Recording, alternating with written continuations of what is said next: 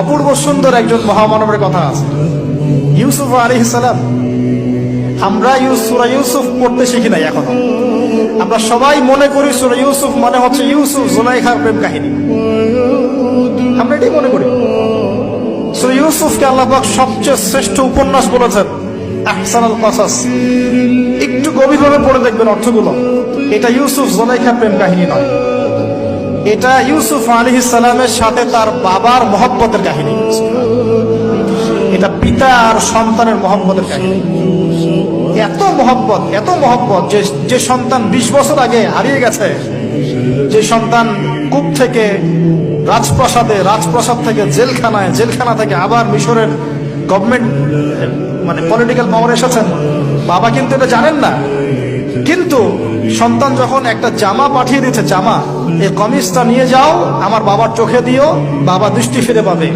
ওই কমিজ নিয়ে যখন কিছু মানুষ আসছে তার বাসার সামনে, তিনি বলছেন, ইন্নী লাআজিদু রিহা ইউসুফ, আমি আল্লাহর কসম ইউসুফের গন্ধ পাচ্ছি।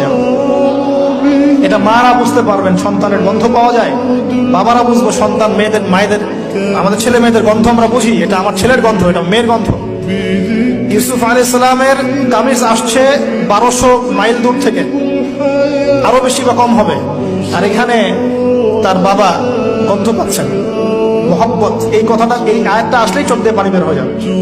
ইন্নী লাআজিদু রিহা ইউসুফ, আমি ইউসুফের গন্ধ পাচ্ছি। আর মানুষ বলছে, আপনি পাগল হয়ে গেছেন, কতদিন আগে ইউসুফ চলে গেল, আপনি ইউসুফের কথা বলতে বলতে বলতে বলতে চোখ বন্ধ করে ফেললেন কাঁদতে কাঁদতে, এখন বলছেন ইউসুফের গন্ধ পাচ্ছেন।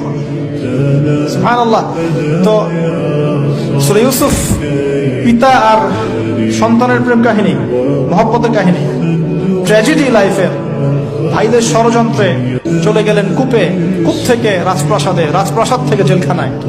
জেনার আহ্বান করছে তাকে, তিনি বলছেন, মাআযাল্লাহ, আমি আল্লাহর কাছে আশ্রয় প্রার্থনা করছি। এখানে আমরা সূরা ইউসুফ পড়তে গিয়ে ইউসুফ আলাইহিস সালামের বাহ্যিক সৌন্দর্য নিয়ে কথা বলি, তার চরিত্র, তার বাহ্যিক সৌন্দর্য অনেক বেশি সুন্দর।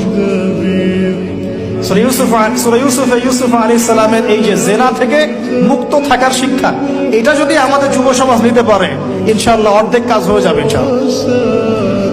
কত পার্সেন্ট যুবক আছে বলেন দেখি, একটু অনেস্টলি বলেন, সূরা ইউসুফ আলাইহিস সালামের মতো এরকম তাকওয়া, পরহেজগারিতা, জেনা মুক্ত জীবন যাপন করতে পারে? আমরা তো আরো ইচ্ছা করে প্রেম করি, অ্যাফেয়ার করি, রেপ করি, এই করি সেই করি। আর তাকে অফার করা হচ্ছে সম্ভ্রান্ত পরিবারের একজন রাজার স্ত্রী।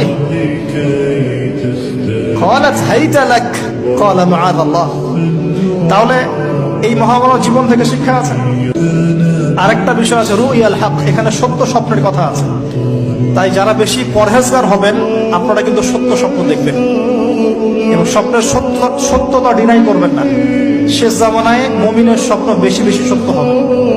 যদি সত্য স্বপ্ন দেখেন, ভালো স্বপ্ন দেখেন, প্রিয়জন, কোন প্রিয় মানুষকে বলবেন।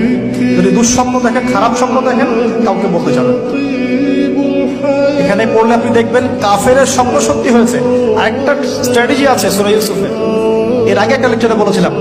ইউসুফ আলাইহিস সালাম এমন অর্থনৈতিক পরিকল্পনা গ্রহণ করেছিলেন, যার ফলশ্রুতিতে মিশরের লক্ষ লক্ষ মানুষ দুর্ভিক্ষ থেকে বেঁচে গেছে।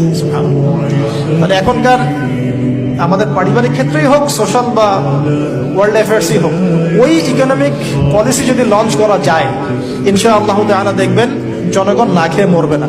এই কথাটা আমি সবাইকে বোঝাতে পারি, বাংলাদেশের মানুষকে বোঝাতে পারি না।